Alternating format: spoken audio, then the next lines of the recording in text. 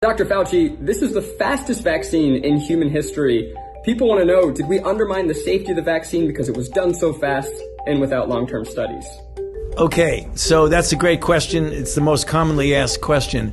There was no cutting corners. Safety was not compromised. Scientific integrity was not compromised. And I think people need to understand that the speed was related completely to the breathtaking scientific advances that had been made over the previous 10 or more years, where you can get the genetic sequence of the virus, which then take that sequence and insert the appropriate gene into these very new and unbelievably efficient vaccine platforms. And that didn't sacrifice any safety at all. That was purely a technological advance. Then the Moderna trial was 30,000 people. The Pfizer trial was 44,000 people. And it happened to be taking place in the middle of a ferocious outbreak. So when you're trying to prove a vaccine works and there are just a few infections here and there in society, it could take 7 years to get a vaccine. There were so many infections that we went from sequence to getting the vaccine in people's arms in less than a year. That is historic, but it's historic from a scientific standpoint. There was absolutely no cutting of corners at all. So you're saying that there's no chance that there's some weird side effects that are going to pop up 3 years down the road? The chance of that happening is spectacularly low. And let me tell you why. If you look at the history of all vaccinology and you say, when did these so-called longer-term effects occur? The overwhelming majority, 90+% of them, occur between 30 and 45 days after the vaccine trial ends. That is the reason why the FDA said that in order to make an emergency use authorization, you had to wait 60 days from the time 50% of the people in the trial got their last dose. So if you wait 60 days, you're already beyond when essentially all of the long-term effects occur. I've never seen one where I get vaccinated in 1982 and I get a toxic effect in 1986. I mean, I've never seen that happen with any vaccine.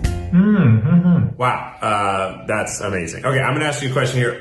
Can I still infect someone else after I get the vaccine? And do I have to keep wearing a mask after I get it? The answer is yes, and I'll explain why.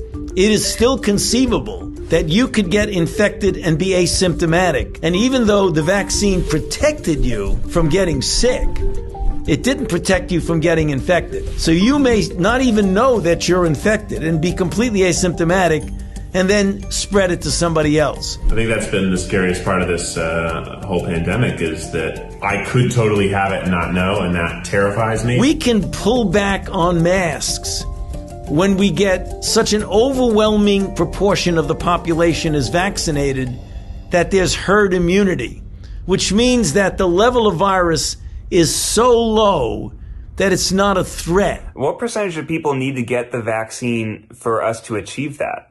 You know, we don't know the exact number, but we can make a back of the envelope calculations that it's somewhere between 70 and 85% of the population needs to be vaccinated to get herd immunity. Here's, some people, there's a lot of people talking about things out there. Some people think maybe it would be easier to just achieve herd immunity by letting the virus spread rampantly through the population. What do you think about that? Okay, well, that's maybe the worst idea. Okay. I don't want to compare it to anything. I don't want to insult anybody. It's not my question. It's just a question that I read that I'm relaying to you because you're the expert. Do you read it on Facebook, Pete? I did read it on Facebook. The general level of herd immunity right now in the country, the last time the CDC looked at it was like 10%, 12%. Some cities like New York, it was 22% because New York got hit so badly in the beginning.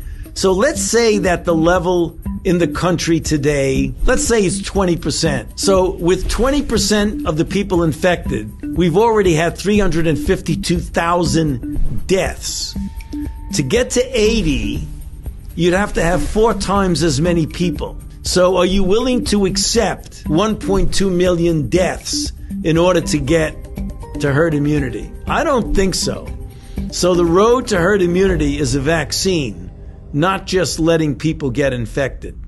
And how soon after getting the vaccine would I be immune? So let's say you get vaccinated and then 21 to 28 days later you get a boost. Anywhere from 10 to 14 days following the boost, you can consider yourself protected.